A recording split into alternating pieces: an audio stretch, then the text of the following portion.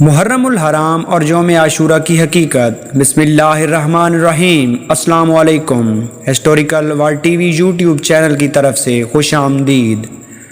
یوں تو سال کے 12 مہینے اور ہر مہینے کے 30 دن اللہ تعالیٰ کے پیدا کیے ہوئے ہیں، لیکن اللہ عز و جل نے اپنے پورے سال کے بعض ایام کو خصوصی فضیلت عطا فرمائی ہے، اور ان ایام میں کچھ مخصوص احکام مقرر فرمائے ہیں۔ یہ محرم کا مہینہ بھی ایک ایسا مہینہ ہے جس کو قرآن کریم نے حرمت والا مہینہ قرار دیا ہے۔ اللہ تعالیٰ نے قرآن کریم میں فرمایا ہے کہ 4 مہینے حرمت والے ہیں، ان میں سے ایک مہینہ محرم کا ہے۔ محرم کی 10ویں تاریخ کو عاشورہ کہا جاتا ہے، جس کے معنی 10واں دن ہے۔ یہ دن اللہ تعالیٰ کی خصوصی رحمت اور برکت کا حامل ہے۔ جب تک رمضان کے روزہ فرض نہیں ہوئے تھے، اس وقت تک یوم عاشورہ کا روزہ رکھنا مسلمان پر فرض قرار دیا گیا تھا۔ بعد میں جب رمضان کے روزے فرض ہوئے تو اس وقت عاشورہ کے روزے کی فرضیت منسوخ ہو گئی، لیکن حضور اقدس صلی اللہ علیہ وسلم نے عاشورہ کے دن کا روزہ رکھنے کو سنت اور مستحب قرار دیا ہے۔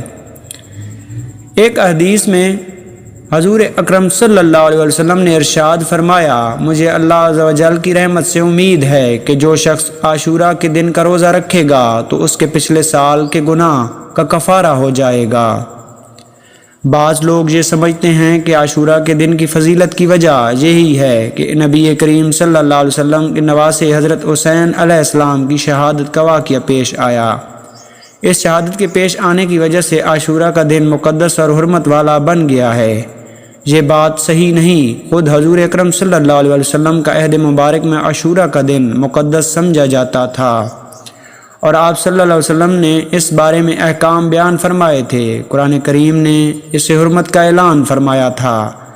حضرت حسین علیہ السلام کی شہادت کا واقعہ تو حضور اقدس صلی اللہ علیہ وسلم کی وفات کی تقریباً 60 سال بعد پیش آیا تھا، لہذا یہ بات درست نہیں کہ عاشورہ کی حرمت اس واقعے کی وجہ سے ہے، بلکہ یہ تو حضرت حسین علیہ السلام کی مزید فضیلت کی دلیل ہے کہ اللہ تعالیٰ آپ کی شہادت کا مرتبہ اس دن عطا فرمایا جو پہلے سے ہی مقدس اور محترم چلا آ رہا ہے۔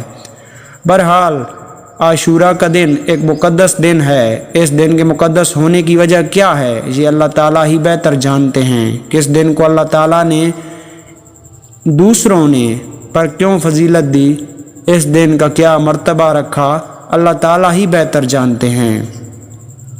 ہمیں اس کی حقیقت میں پڑھنے کی ضرورت نہیں۔ بعض لوگوں میں یہ بات مشہور ہے کہ جب حضرت آدم علیہ السلام دنیا میں اترے تو وہ عاشورہ کا دن تھا، جب حضرت نوح علیہ السلام کی کشتی طوفان کے بعد خشکی میں اتری تو وہ دن بھی عاشورہ کا دن تھا، جبکہ حضرت ابراہیم علیہ السلام کو جب آگ میں ڈالا گیا اور اس آگ کو اللہ تعالیٰ نے ان کے لیے گلزار بنا دیا، وہ دن بھی عاشورہ کا دن تھا، اور قیامت عاشورہ کے دن قائم ہوگی۔ یہ باتیں لوگوں میں مشہور ہیں، لیکن ان کی کوئی اصل اور بنیاد نہیں۔ کوئی صحیح روایت ایسی نہیں جو یہ بیان کرتی ہو کہ یہ واقعات عاشورہ کے دن پیش آئے تھے۔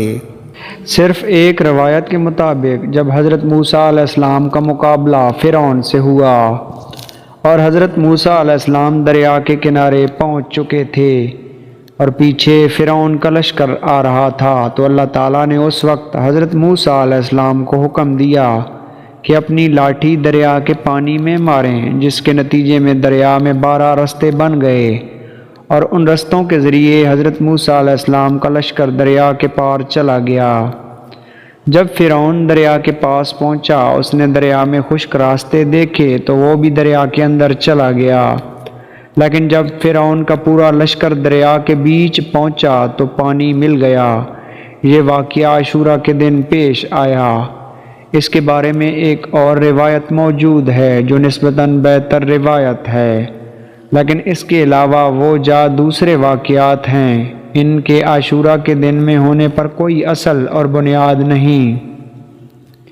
جیسا کہ میں نے عرض کیا کہ اس تحقیق میں پڑھنے کی ضرورت نہیں کہ کس وجہ سے اللہ تعالیٰ نے اس دن کو فضیلت بخشی، بلکہ یہ سب اللہ عز و جل کے بنائے ہوئے ایام ہیں۔ وہ جس دن کو چاہتا ہے اپنی رحمتوں اور برکتوں کے نزول کے لیے منتخب فرما لیتا ہے۔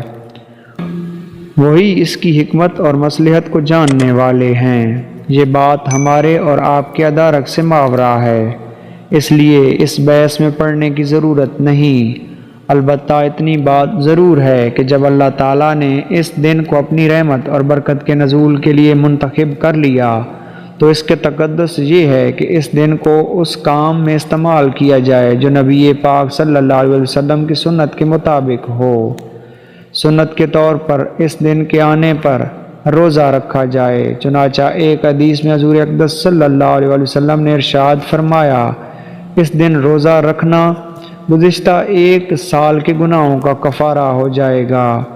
یہ ایک اہم سنت ہے، اس کی کوشش کرنی چاہیے۔ اللہ تعالیٰ اس کی توفیق عطا فرمائیں، آمین۔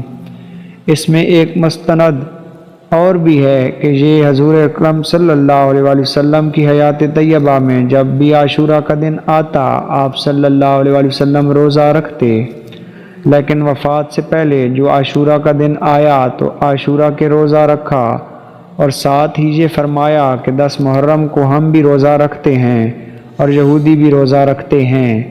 اور یہودیوں کے روزہ رکھنے کی وجہ یہ ہے کہ اس دن بنی اسرائیل اللہ تعالیٰ نے حضرت موسیٰ علیہ السلام کے ذریعے فرعون سے نجات دی تھی۔ اس کے شکرانے کے طور پر یہودی اس دن روزہ رکھتے ہیں۔ بہرحال حضور اکرم صلی اللہ علیہ وسلم نے ارشاد فرمایا کہ ہم بھی اس دن روزہ رکھتے ہیں اور یہودی بھی اس دن روزہ رکھتے ہیں، جس کی وجہ سے ان کے ساتھ ہلکی سی مشابہت پیدا ہو جاتی ہے۔ اس لیے اگر میں آئندہ سال میں زندہ رہا تو صرف عاشورہ کا روزہ نہیں رکھوں گا بلکہ اس کے ساتھ ایک روزہ اور ملاؤں گا، مطلب 9 محرم یا 11 محرم کا روزہ بھی رکھوں گا تاکہ یہودیوں کے ساتھ مشابہت ختم ہو جائے۔ لیکن اگلے سال عاشورہ کے دن آنے سے پہلے حضور اکرم صلی اللہ علیہ وسلم کا وصال ہو گیا اور آپ صلی اللہ علیہ وسلم کو اس عمل پر موقع نہیں ملا۔ چونکہ حضور صلی اللہ علیہ وسلم نے یہ بات ارشاد فرما دی تھی، اس لیے صحابہ کرام رضی اللہ تعالیٰ عنہ نے عاشورہ کے روزے میں اس بات کا اہتمام کیا اور 9 محرم یا 11 محرم کا ایک روزہ ملا کر رکھا اور اس کو مستحب قرار دیا۔ اور تنہا عاشورہ کے روزے رکھنے کو حضور صلی اللہ علیہ وسلم کے اس ارشاد کی روشنی میں مکروہ تنزیہی خلاف اولا قرار دیا، یعنی اگر کوئی شخص صرف عاشورہ کا روزہ رکھ لے گا تو وہ گناہگار نہیں ہوگا بلکہ اس کو عاشورہ کا ثواب ہی ملے گا۔ لیکن چونکہ آپ صلی اللہ علیہ وسلم کی خواہش 2 روزہ رکھنے کی تھی، اس لیے اس خواہش کی تکمیل میں بہتر یہ ہے کہ ایک روزہ اور ملا کر 2 روزے رکھے جائیں۔ ناظرین گرامی، رسول کریم صلی اللہ علیہ وسلم کے اس ارشاد میں ہمیں ایک اور سبق ملتا ہے، وہ یہ کہ غیر مسلموں کے ساتھ ادنا مشابہت بھی حضور صلی اللہ علیہ وسلم نے پسند نہ فرمائی، حالانکہ وہ مشابہت کسی برے کام اور ناجائز کام میں نہیں تھی بلکہ یہ ایک عبادت میں مشابہت تھی کہ اس دن جو عبادت وہ کر رہے ہیں اسی دن ہم بھی وہی عبادت کر رہے ہیں، لیکن آپ صلی اللہ علیہ وسلم نے اس کو بھی پسند نہ فرمایا۔ کیوں؟ اس لیے اللہ تعالیٰ نے مسلمانوں کو جو دین عطا فرما دیا ہے وہ سارے ادیان سے ممتاز ہے اور ان پر فوقیت رکھتا ہے، لہٰذا ایک مسلمان کا ظاہر و باطن بھی غیر مسلم سے ممتاز ہونا چاہیے۔ اس کا طرز عمل، اس کی چال ڈھال، اس کا وضع و قطع، اس کا سراپا، اس کے اعمال، اس کی اخلاق، اس کی عبادتیں وغیرہ ہر چیز غیر مسلموں سے ممتاز ہونی چاہیے۔ چنانچہ حدیث مبارکہ میں حکم جا بجا ملے گا۔ حضور صلی اللہ علیہ وسلم نے فرمایا کہ غیر مسلموں سے الگ طریقہ اختیار کرو۔ چنانچہ فرمایا مشرکین جو اللہ تعالیٰ کے ساتھ دوسروں کو شریک ٹھہراتے ہیں ان سے اپنا ظاہر و باطن الگ رکھو۔ جب عبادت بندگی اور نیکی کے کام بھی نبی کریم صلی اللہ علیہ وسلم نے مشابہت پسند نہیں فرمائی تو اور کاموں میں اگر مسلمان ان کی مشابہت اختیار کریں تو یہ کتنی بری بات ہوگی۔ اگر یہ مشابہت جان بوجھ کر اس مقصد سے اختیار کی جائے کہ میں ان جیسا نظر آؤں تو یہ گناہ کبیرہ ہے۔ حضور اکرم صلی اللہ علیہ وسلم کا فرمان ہے، جو شخص کسی قوم کی مشابہت اختیار کرے وہ اسی قوم کے اندر داخل ہے۔ مثلا کوئی شخص انگریزوں کا طریقہ اس لیے اختیار کرتا ہے کہ میں دیکھنے میں انگریز نظر آؤں تو یہ گناہ کبیرہ ہے، لیکن اگر دل میں یہ نیت نہیں ہے کہ میں ان جیسا نظر آؤں بلکہ ویسے ہی مشابہت اختیار کر لی تو یہ گناہ کبیرہ تو نہیں مگر مکروہ یہ بھی ہے۔ افسوس ہے ناظرین گرامی کہ آج کے مسلمانوں کو اس حکم کا خیال اور پاس نہیں رہا۔ اپنے طریقہ کار میں وضو و قطع، لباس، پوشاک میں، اٹھنے بیٹھنے کے انداز میں، کھانے پینے کے طریقوں میں، زندگی کے ہر کام میں ہم نے غیر مسلموں کے ساتھ مشابہت اختیار کر لی ہے۔ ان کی طرح کا لباس پہن رہے ہیں، ان کی زندگی کی طرح اپنی زندگی کا نظام بناتے ہیں، ان کی طرح کھاتے پیتے ہیں اور ان کی طرح اٹھتے بیٹھتے ہیں۔ زندگی کے ہر کام میں ان کی نقالی کو ہم نے فیشن بنا لیا ہے۔ آپ اندازہ کریں کہ حضور اکرم صلی اللہ علیہ وسلم نے عاشورہ کے دن روزہ رکھنے میں یہودیوں کے ساتھ مشابہت کو پسند نہیں فرمایا۔ اس سے سبق ملتا ہے کہ ہم نے زندگی کے دوسرے شعبوں میں غیر مسلموں کے ساتھ جو نقالی اختیار کر لی ہے، خدا کے لیے اس کو چھوڑ دیں اور جناب رسول صلی اللہ علیہ وسلم اور صحابہ کرام رضی اللہ تعالیٰ عنہ کے طریقوں کی نقالی کریں۔ ان لوگوں کی نقالی نہ کریں جو روزانہ تمہاری پٹائی کرتے ہیں، جنہوں نے تم پر ظلم اور استکبار کا شکنجہ کسا ہوا ہے، جو تمہیں انسانی حقوق دینے کو تیار نہیں۔ ان کی نقالی کر کے آخر تمہیں کیا حاصل ہوگا؟ ہاں، دنیا میں بھی ذلت ہوگی اور آخرت میں بھی رسوائی ہوگی۔ اللہ تعالیٰ ہر مسلمان کو اس سے محفوظ فرمائے، آمین۔ بہرحال اس مشابہت سے بچنے کے لیے یوم عاشورہ کا روزہ رکھنا بڑی فضیلت کا کام ہے۔ عاشورہ روزے کا حکم تو برحق ہے۔ روزے کے علاوہ عاشورہ کے دن کے بارے میں لوگوں نے دو اور اعمال اختیار کر رکھے ہیں۔ ان کی قرآن و سنت میں کوئی بنیاد نہیں ملتی۔ مثلاً بعض لوگوں کا خیال ہے کہ عاشورہ کے دن فلاں قسم کا کھانا پکانا ضروری ہے اور اگر نہ پکایا گیا تو عاشورہ کی فضیلت حاصل نہیں ہوگی۔ اس قسم کی کوئی بات تو حضور اکرم صلی اللہ علیہ وسلم نے نہ بیان فرمائی ہے اور نہ ہی صحابہ کرام رضی اللہ تعالیٰ اجمعین نے اور تابعین یا بزرگان دین نے۔ اس عمل پر کیا صدیوں تک اس عمل کا کہیں وجود نہیں ملتا۔ ہاں، ایک ضعیف اور کمزور حدیث ہے، مضبوط حدیث نہیں۔ اس میں حضور اکرم صلی اللہ علیہ وسلم کا یہ ارشاد معقول ہے کہ جو شخص عاشورہ کے دن اپنے گھر والوں اور ان لوگوں کو جو انسانوں کے عیال ہیں، مثلاً اس کی بیوی، بچے، گھر کے ملازم وغیرہ، ان عام دنوں کے مقابلے میں اچھا کھلائے، یعنی عام دنوں کے مقابلے میں عمدہ اور اچھا کھانا بنائے تو اللہ تعالیٰ اس کی روزی میں برکت فرمائیں گے۔